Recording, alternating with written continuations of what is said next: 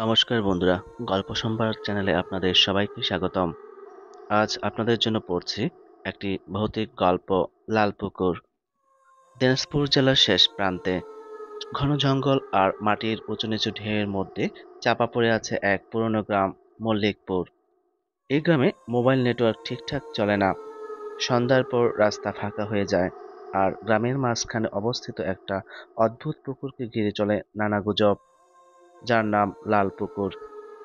এই পুকুর দিনে দেখতে একদম সাধারণ, কিন্তু সূর্য নামলেই পানির রং পাল্টে যায়, গাঢ় রক্তের মতো লাল। কেউ বলে এটা জাদু, কেউ বলে অভিশাপ। গ্রামের মানুষ শুধু একটা কথাই জানে, সন্ধ্যার পর ওদিকে তাকালেও সর্বনাশ হবে। রাহুল ঢাকা বিশ্ববিদ্যালয়ের লোক গবেষণা বিভাগের মাস্টার্সের ছাত্র। তার থিসিস উত্তরবঙ্গের লোককাহিনী ও উপকথায় লুকিয়ে থাকা বাস্তব ইতিহাস। একদিন পুরনো নথিপত্র ঘাঁটতে ঘাঁটতে সে খুঁজে পায় 1897 সালের ফার্সি ভাষার দলিল, যেখানে উল্লেখ আছে দিঘির পৃষ্ঠে রক্ত ওঠে, 12টি প্রাণের তৃষ্ণায় ম্লান এক চেতনা ফেরে। রাহুল কৌতূহলী হয়ে যায়, খোঁজ নিয়ে পৌঁছে যায় মল্লিকপুর। সে এক পুরনো কাঠের বাড়ি ভাড়া নেয়, যেটা নাকি একসময় রাজমোহন মল্লিক নামক এক জমিদারের কচি বাড়ি ছিল। বাড়ির বারান্দা থেকে লাল পুকুর একেবারে স্পষ্ট দেখা যায়। এক রাতে গ্রামের এক প্রৌঢ় মহেশ কাকা মদ খেয়ে ফিসফিসিয়ে বলে ওঠে, এই পুকুর আগে শ্মশান ছিল। রাজমোহনের আমলে এখানে এক চণ্ডী সাধনা চলতো, যেখানে বলি হতো কুমারী শিশুদের। পুকুরের নিচে এখনো সেই কালী মন্দির চাপা পড়ে আছে। কালী চেয়েছিল 12 জন, রাজমোহন দিয়েছিল 11 জন। একটাকে লুকিয়ে রেখেছিল, সেই অপূর্ণতা এখনো জেগে আছে পুকুরে। প্রথম রাতেই বারান্দায় বসে রাহুল শুনতে পায় কারো বিলাপের আওয়াজ, গলা ভারী, করুণ, যেন কেউ বলছে, আরেকজন আরেকজন। ছুটে যায় পুকুর পাড়ে। অন্ধকারে সে দেখতে পায় লাল জলে দাঁড়িয়ে আছে 11টি সাদা পোশাকের ছায়া। তাদের চোখ নেই, মুখ নেই, শুধু গহ্বর। সবাই তাকিয়ে আছে তার দিকেই। এক মুহূর্তের জন্য সে দেখল 12তম ছায়া হঠাৎ গঠন নিচ্ছে, তারই মতো চশমা পরা এক অবয়ব। পরদিন সকালে সব স্বাভাবিক। পুকুরের পানি সবুজ, বাতাসে মিষ্টি মাটির গন্ধ।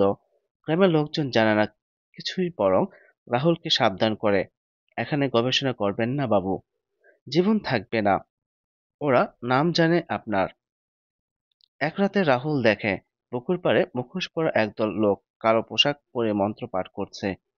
তারা পানিতে এক বালক সদৃশ্য পুতুল ফেলেছে। তারপর পুকুরের মাঝখানে দেখা দেয় এক বিশাল কালো অবয়ব, যার মাথার জায়গায় একটা ফাঁকা গর্ত। সেই ছায়া পানির উপরে উঠে আসে। মন্ত্রপাঠ বন্ধ হয়, সবাই পালায়। রাহুল সে ছায়ার দিকে তাকিয়ে থাকে, চোখে চোখ পড়ে। তারপর গলা থেকে একটা ফিসফাস, তুই শেষ জন, আমার পূর্ণতা। রাহুল ঠিক করে এবার সে নামবে পুকুরে।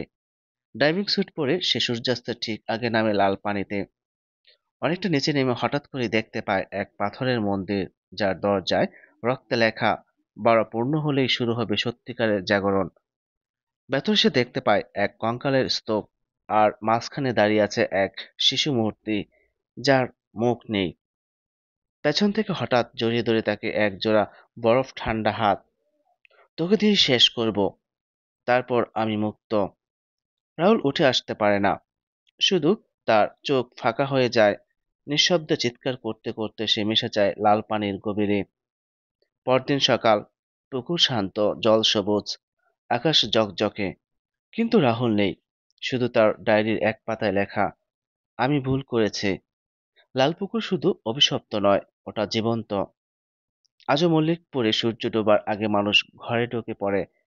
পুকুর নিস্তব্ধ, কিন্তু কেউ কেউ বলে এখন পুকুরের 12টা ছায়া, শেষ ছায়াটা চোখে চশমা পরে থাকে।